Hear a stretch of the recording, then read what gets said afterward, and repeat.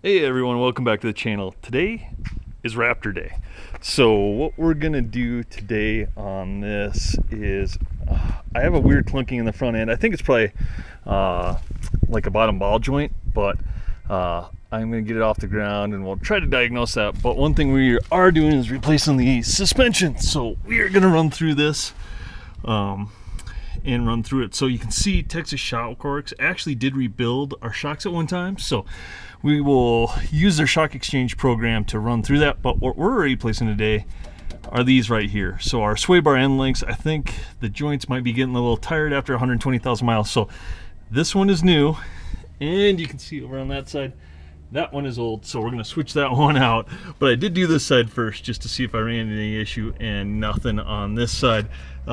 Did zip tie up my wires a little cleaner on this side because all the the OEM clips are all broke, so these were kind of everywhere. So we'll clean that up this summer a little bit better as we go through this. But other than that, nothing really surprising under here. So let's walk you through how we got that sway bar end link off. So one thing on the Raptor as opposed to the Silverado is there's not much preload on the sway bar. So I thought I might need a jack to jack up the frame and take some preload off it, but we don't. So what we're gonna do is pretty simple tools. Our new sway bar end links here. I'll put a link for those on Amazon. Did bring some ties and stuff just in case I got to tie up some wiring here. Need an 8mm wrench, an 18, and then an 18 socket. Don't make fun of me for the DeWalt, but it is what it is. So the first thing that we're gonna do is come up in here, and you can see the top there. So trying to do this with one hand and a little blind, but we'll get it here. On it.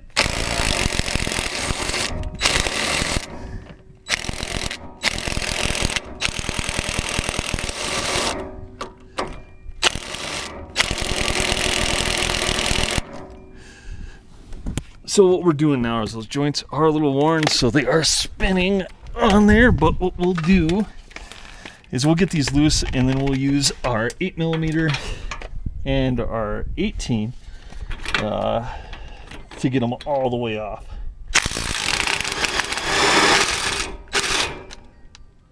So there we go, loose. That's all the DeWalt is going to do. So we're just gonna have to do it the old-fashioned way by hand. On the other side, actually the top one came off just fine. But what we'll do here is on the very end of these, and I'll take one of the new ones for example, is you have your 18mm, but then end you can fit an 8mm on to keep this from turning, and then you can tighten down your joints. So let's give it a shot here. That out of the way, and now that these are loose, pretty easy if you just really go the right way. So put it on the end there.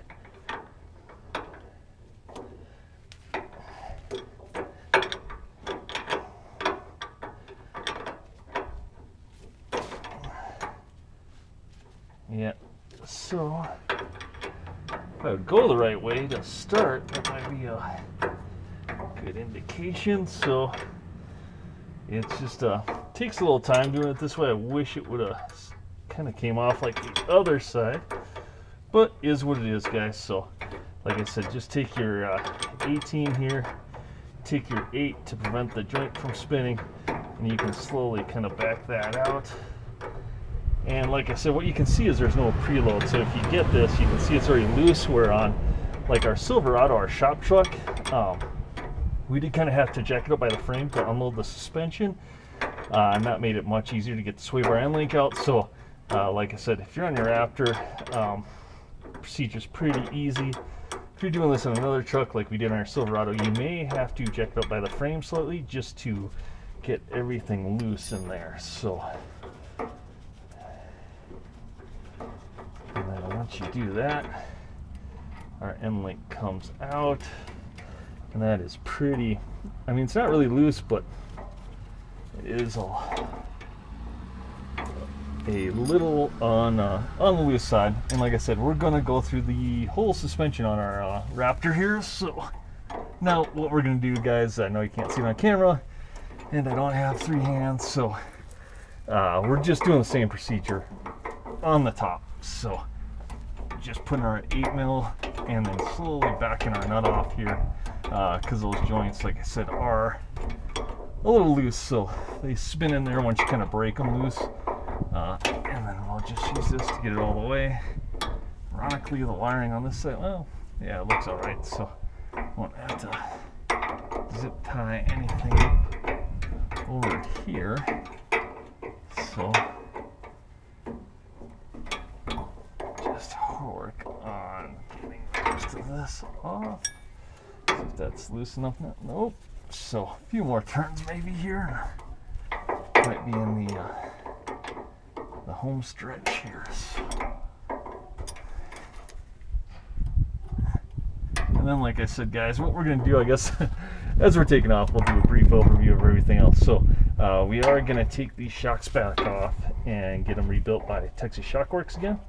So we'll use their exchange program. You'll see how that works online. We'll do the fronts and the backs. Mainly just worried about the fronts. So there we go. Old sway bar is out. New sway bar will go in. So let's get this situated. Shove that up there. Now, hopefully on this one, guys, we should be able just to kind of run the impact in there. So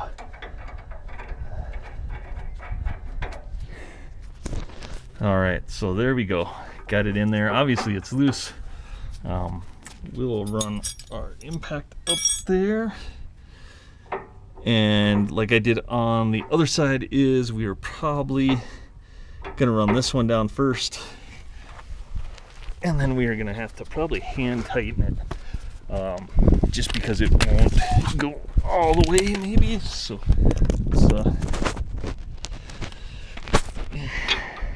again, sorry for doing this with one hand, but is what it is. Okay, it's on there. And then what we'll do is we'll do the top as well, and then we will do a little bit of a hand tightening on them.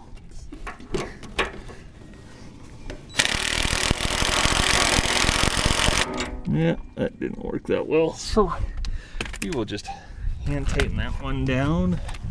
Again, using our 18 and our 8, we'll just go in there and tighten that down. So I won't take you kind of through that. So yeah, much better. So what we'll do is, like I said, put the 8mm on here, 18, just run this down, and we'll retorque this one, make sure this one's good.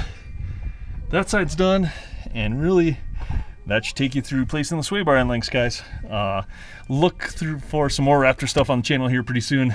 I gotta replace the seat heaters in this, as well as some other stuff. So we'll run through that, but also the main thing is suspension. After 124,000 miles, these have been rebuilt once, probably need to be rebuilt again, and we'll get that taken care of, guys. So I'll tighten that nut on the top. We'll take it for a drive, maybe see if that fixed our issue. I doubt it, because I do think it's probably a lower ball joint, but if not, we'll do something else. See you next time.